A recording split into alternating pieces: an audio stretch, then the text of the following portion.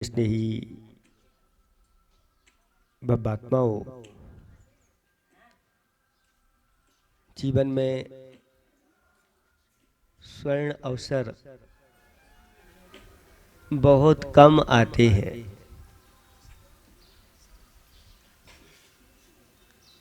और उन स्वर्ण अवसरों का जो लाभ नहीं उठाता वह पछताता रहता है। अवसर दबे पांव आते हैं और पंख लगा करके उड़ जाते हैं। इन अवसरों को जो पहचान लेता है वह व्यक्ति बुद्धिमान, समझदार, ज्ञानी माना जाता है। ऐसा ही सुअवसर आज जैन वर्तमान कैलेंडर के अनुसार आज कौन सा दिन है, कौन सी तिथि है? विजयादशमी है। इसको आज आप लोग अच्छी तरह से समझ लो।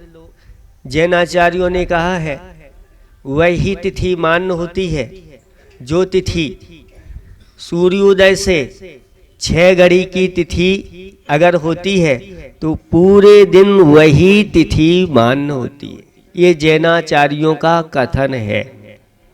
और आज दशमी 6 घड़ी से भी ऊपर है। आज पूरे दिन वर्तमान कैलेंडर या जैन पंचांग के अनुसार आज ही विजयादशमी है। और विजयादशमी ये स्वयं सिद्ध मुहूर्त कहलाता है। और ऐसी विजयादशमी में जो ऐसे अच्छे अच्छे शुभ कार्य करता है वर्ष भर उसके लिए विजय प्राप्त होती है। सभी कार्यों में वह सफल होता है।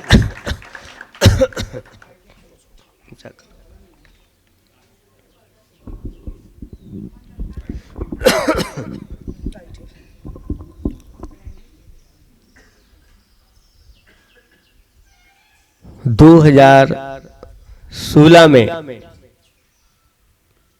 ये श्री जी यहाँ पर विराजमान हुए थे।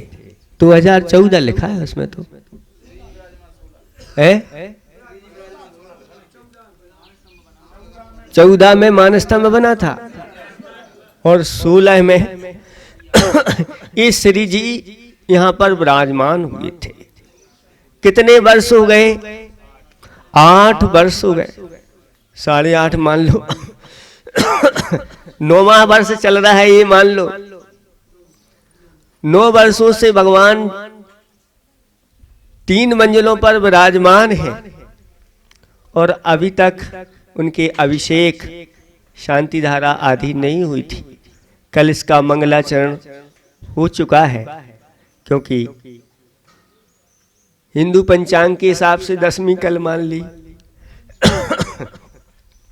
तो हमने सोचा कि भाई ये क्यों माने, दोनों मानो, कल भी करो और आज भी करो। और इस प्रकार से कल मंगलाचरण के रूप में हो गया था ऊपर की मंजिल का। अभी 2 मंजिल की और बाकी है और इसके लिए 3 दिन रखे गए हैं। एक कल का दिन हो गया, एक आज का दिन है और कल फिर पुनः 3 दिन का ये महोत्सव, जिनाभिषेक महोत्सव, जिन शांति धारा महोत्सव, मानस्तंभ पूजा महोत्सव ये आप लोगों के लिए मिला हुआ है। ये अभिषेक क्या है थोड़ा सा इसको समझ लें। ये अभिषेक पूजन का एक अंग है। जैसे आप लोग ना भोजन का अंग क्या है तो कहते हैं बिना स्नान किए भोजन नहीं करना चाहिए, बिना दर्शन किए भोजन नहीं करना चाहिए। अगर आपने स्नान कर लिया है, भगवान के दर्शन कर लिए हैं तो अब अच्छी तरह से आप क्या कर सकते हैं? भोजन कर सकते हैं। ये विधि है। ऐसे ही जब जिनेंद्र भगवान की पूजा की जाती है तो जिनेंद्र भगवान की पूजा अभिषेक पूर्वक हुआ करती है। इस अभिषेक के बारे में बताया कि 4 प्रकार का अभिषेक होता है। एक जन्माभिषेक, जब तीर्थंकर भगवान का जन्म होता है तो वह जन्माभिषेक कैसे धूमधाम से इंद्रगण मनाते हैं। एक बहुत बड़ा ऐरावत हाथी बनाते हैं, कितने 1,00,000 योजन प्रमाण जम्बूद्वीप प्रमाण होता है, और उस पर बालक तीर्थंकर बालक के लिए सौधर्मेंद्र उस पर विराजमान करके ले जाते। कहाँ ले जाता है? सुमेरु पर्वत पर ले जाता है, और सुमेरु पर्वत पर उनको विराजमान, उस पांडुक शिला के ऊपर विराजमान करके और फिर जन्माभिषेक करता है। ऐसा कहा गया है कि वह स्वर्ण कलशों से करता है, रत्न जड़ित स्वर्ण कलशों से। एक कलश कितना बड़ा होता है? 12 योजन गहराई वाले, 4 योजन चौड़ाई वाले, 1 योजन का मुख होता है। इतना बड़ा एक स्वर्ण कलश होता है। आप लोग को कोई पास है एक आध? महाराज आप कहो तो लोहे को भी नहीं बना पे, इतना बड़ो सोने की बात छोड़ो। बना सकते हो क्या? नहीं बना सकते, लेकिन गुरुओं की कृपा से आप इतना बड़ा बना करके और आप इतने बड़े बन करके कर सकते हो, अभी कर सकते हो। कैसे कर सकते हो? ये क्यों झुक गया आप पीछे पे? कहाँ जा रहा है?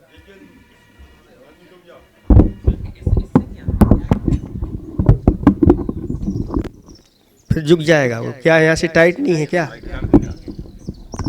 थोड़ा ऊपर।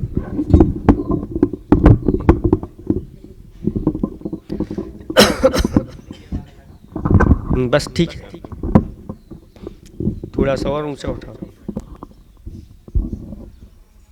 अब टाइट करो, अभी फिर झुक जाएगा ऐसा लगता है।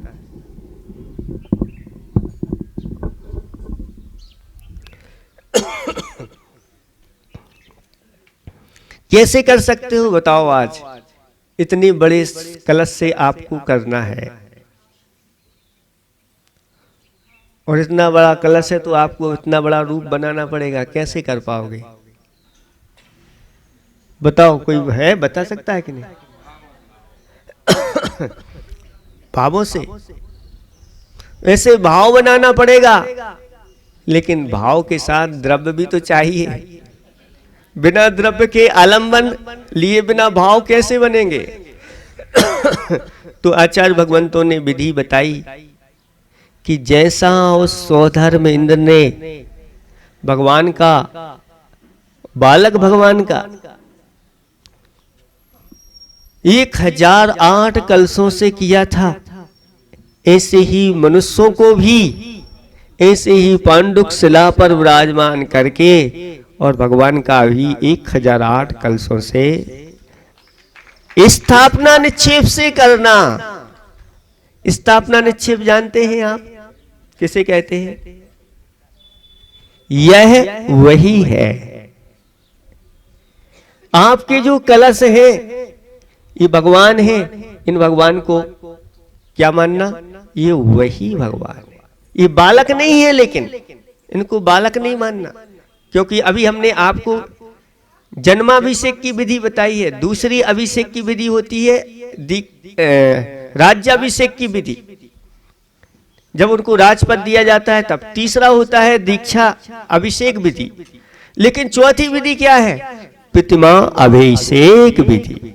तो पितमा अभिषेक करना यहाँ पर, लेकिन पितमा अभिषेक कैसे करना?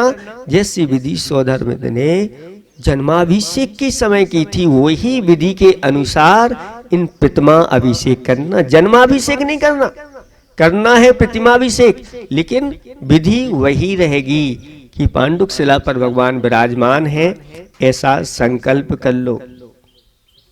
अब कलश आपके पास है, छोटे छोटे कलश हैं, इन कलशों को क्या मानना है? स्थापना निक्षेप कर लो। ये 12 योजन गहराई वाले हैं, 4 योजन चौड़ाई वाले हैं और 1 योजन का इनका मुख है। ऐसे ही हाथ रख करके स्थापना कर लो, ये वही कलश है। अब इस कलश में कौन सा जल भरना है? खिमलासा के कुएं का भर के तो खिमलासा के कुएं से लाए, तो फिर इसमें जल की शुद्धि की जाती है। जल की शुद्धि क्षीर सागर का जल, गंगा सिंधु आदि महानदियों का जल मंत्र पढ़ करके किया जाता है। तो अब इसमें क्षीर सागर का जल भर गया है। अब क्या करना है? अब अपने आप को क्या बनाना है? स्वधर्म इंद्र बनाना है। अहम स्वधर्मेन्द्रः अस्ति अस्मि। अहम स्वधर्मः स्वधर्म इंद्र अस्मि। मैं कौन हूं? स्वधर्म इंद्र हूं। और अपने कितने हाथ बनाना है? 1008 विक्रिया से बना लिए हैं और एक एक हाथ में वह इतना बड़ा कलश है, तो अपना रूप कितना बड़ा बनाना पड़ेगा। ऐसा विराट रूप बना करके जो श्री जी का अभिषेक करते हैं।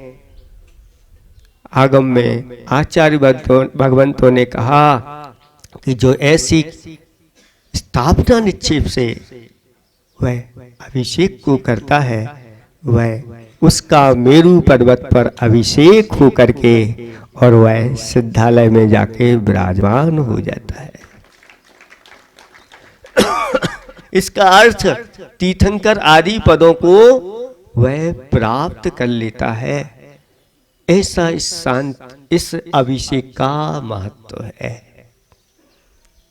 भगवान के प्रक्षालन करने के लिए अभिषेक किया जा रहा है, किया जा रहा है।